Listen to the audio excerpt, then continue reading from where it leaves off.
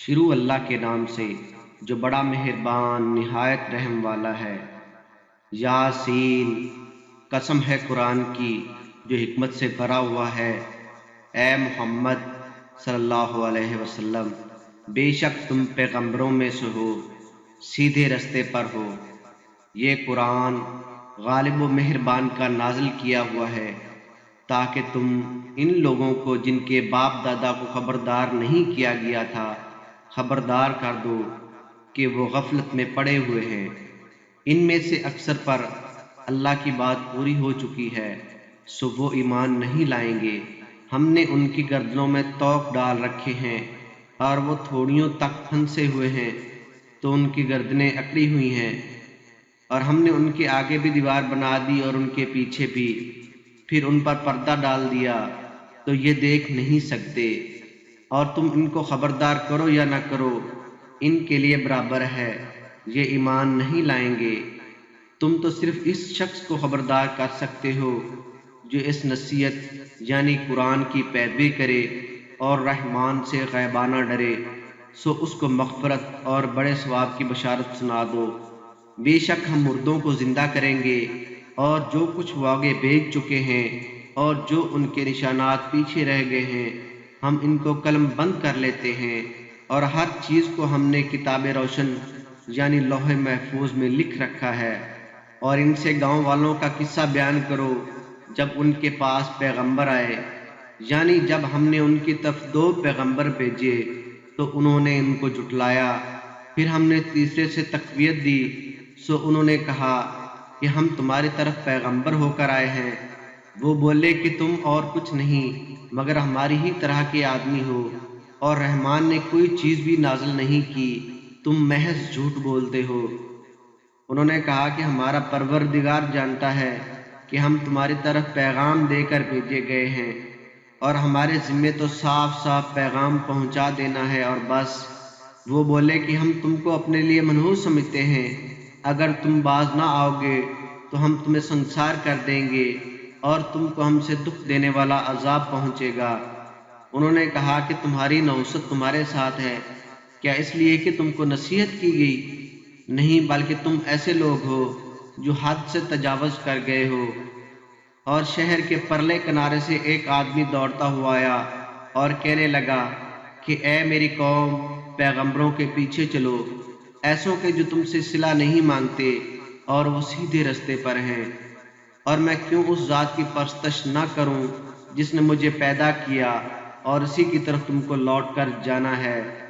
کیا میں اس کو چھوڑ کر اوروں کو معبود بناؤں کہ اگر رحمان مجھے نقصان پہنچانا چاہے تو ان کی سفارش مجھے کچھ بھی فائدہ نہ دے سکے اور نہ ہی وہ مجھے چھڑا سکیں، تب تو میں کھلی گمراہی میں پڑ گیا۔ میں تو تمہارے پروردگار پر ایمان لایا ہوں، سو میری بات سن رکھو۔ حکم ہوا کہ بہشت میں داخل ہو جا۔ بولا کاش میری قوم کو یہ پتہ چل جائے کہ میرے رب نے مجھے بخش دیا اور مجھے عزت والوں میں شامل کیا، اور ہم نے اس کے بعد اس کی قوم پر کوئی لشکر نہیں اتارا اور نہ ہم اتارنے والے تھے۔ وہ تو صرف ایک چنگاڑ تھی، سو وہ اس سے ناگہاں بجھ کر رہ گئے۔ بندوں پر افسوس کہ جب ان کے پاس کوئی پیغمبر آتا ہے تو وہ اس سے تمسخر ضرور کرتے ہیں۔ کیا انہوں نے نہیں دیکھا کہ ہم نے ان سے پہلے بہت سے لوگوں کو ہلاک کر دیا تھا؟ اب وہ ان کی طرف لوٹ کر نہیں آئیں گے، اور سب کے سب ہمارے روبرو حاضر کیے جائیں گے۔ اور ایک نشانی ان کے لیے زمین مردہ ہے کہ ہم نے اس کو زندہ کیا اور اس میں سے اناج اگایا، پھر یہ اس میں سے کھاتے ہیں، اور اس میں کھجوروں اور انگوروں کے باغ پیدا کیے اور اس میں 2 چشمے جاری کر دیے تاکہ یہ ان باغوں کے پھل کھائیں، اور ان کے ہاتھوں نے تو ان کو نہیں بنایا، تو پھر کیا یہ شکر نہیں کرتے؟ وہ ذات پاک ہے جس نے زمین کی نباتات اور خود ان کے اور جن چیزوں کی ان کو خبر نہیں سب کے جوڑے بنائے۔ اور ایک نشانی ان کے لیے رات ہے کہ اس پر سے ہم دن کو کھینچ لیتے ہیں تو اسی وقت ان پر اندھیرا چھا جاتا ہے، اور سورج اپنے مقررہ راستے پر چلتا رہتا ہے۔ یہ اس غالب و دانا کا مقرر کیا ہوا اندازہ ہے۔ اور چاند کی بھی ہم نے منزلیں مقرر کر دی، یہاں تک کہ گھٹتے گھٹتے کھجور کی پرانی شاخ کی طرح ہو جاتا ہے، نہ تو سورج ہی سے یہ ہو سکتا ہے کہ چاند کو جا پکڑے، اور نہ رات ہی دن سے پہلے آ سکتی ہے، اور سب اپنے اپنے مدار میں تیر رہے ہیں۔ اور ایک نشانی ان کے لیے یہ ہے کہ ہم نے ان کی اولاد کو بھری ہوئی کشتی میں سوار کیا، اور ان کے لیے ویسی ہی چیزیں پیدا کیں جن پر یہ سوار ہوتے ہیں، اور اگر ہم چاہیں تو ان کو غرق کر دیں، پھر نہ تو ان کا کوئی فریاد رس ہو اور نہ ہی ان کو رہائی ملے، مگر یہ ہماری رحمت اور ایک مدت تک کے فائدے ہیں۔ اور جب ان سے کہا جاتا ہے کہ جو تمہارے آگے اور جو تمہارے پیچھے ہے اس سے ڈرو تاکہ تم پر رحم کیا جائے، اور ان کے پاس ان کے پروردگار کی طرف سے کوئی نشانی نہیں آتی مگر اس سے منہ پھیر لیتے ہیں۔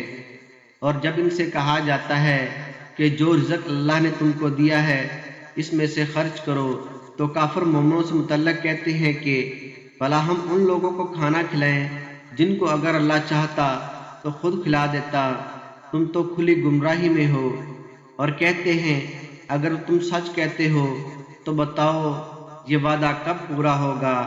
یہ تو ایک چنگھاڑی کے منتظر ہیں جو ان کو اس حال میں کہ یہ باہم جھگڑ رہے ہوں گے آ پکڑے گی، پھر نہ تو یہ وصیت ہی کر سکیں گے اور نہ اپنے گھر والوں میں واپس جا سکیں گے۔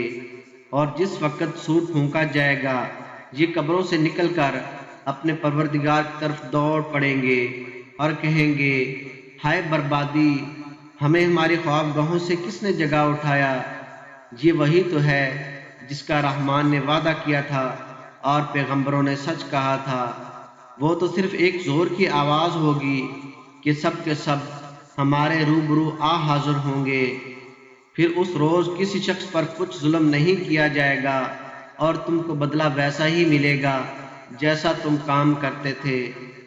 اہل جنت اس روز عیش و نشاط کے مشغلے میں خوش ہوں گے، وہ بھی اور ان کی بیویاں بھی سایوں میں تختوں پر تکیہ لگائے بیٹھے ہوں گے، وہاں ان کے لیے میوے ہوں گے اور جو وہ منگوائیں گے ان کو ملے گا۔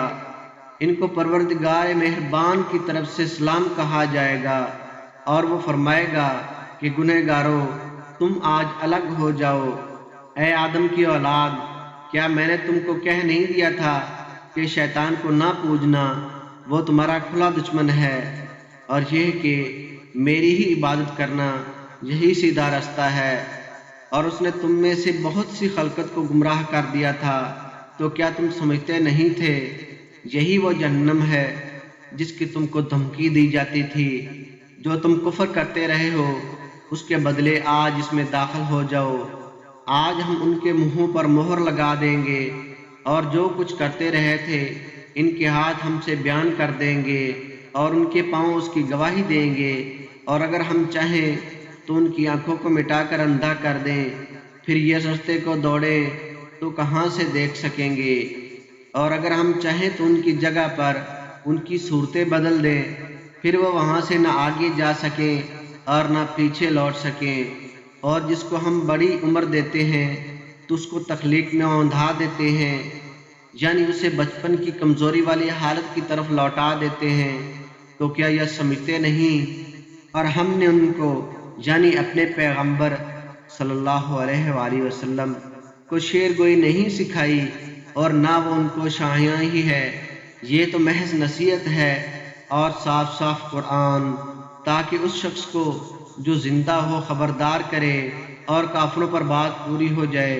کیا انہوں نے نہیں دیکھا کہ جو چیزیں ہم نے اپنے ہاتھوں سے بنائیں ان میں سے ہم نے ان کے لیے مویشی پیدا کر دیے، اور یہ ان کے مالک ہیں، اور ان کو ان کے قابو میں کر دیا، تو کوئی تو ان میں سے ان کی سواری ہے اور کسی کو یہ کھاتے ہیں، اور ان میں ان کے لیے اور فائدے اور پینے کی چیزیں ہیں، تو کیا یہ شکر نہیں کرتے؟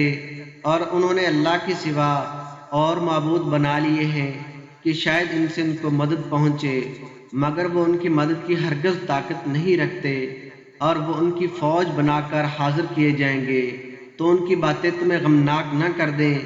یہ جو کچھ چھپاتے اور جو کچھ ظاہر کرتے ہیں ہمیں سب معلوم ہے۔ کیا انسان نے نہیں دیکھا کہ ہم نے اس کو نطفے سے پیدا کیا، پھر وہ تڑاک تڑاک جھگڑنے لگا اور ہمارے بارے میں مثالیں بیان کرنے لگا اور اپنی پیدائش کو بھول گیا، کہنے لگا کہ جب ہڈیاں بوسیدہ ہو جائیں گی تو ان کو کون زندہ کرے گا؟ کہہ دو کہ ان کو وہی زندہ کرے گا جس کو اس نے پہلی بار پیدا کیا تھا، اور وہ ہر طرح کی تخلیق کو جانتا ہے۔ وہی جس نے تمہارے لیے سبز درخت سے آگ پیدا کی، پھر تم اس کی ٹہنیوں کو رگڑ کر ان سے آگ نکالتے ہو۔ بھلا جس نے آسمانوں اور زمین کو پیدا کیا، کیا وہ اس بات پر قادر نہیں کہ ان کو پھر سے ویسا ہی پیدا کر دے؟ کیوں نہیں؟ اور وہ تو سب کچھ پیدا کرنے والا، کامل علم والا ہے۔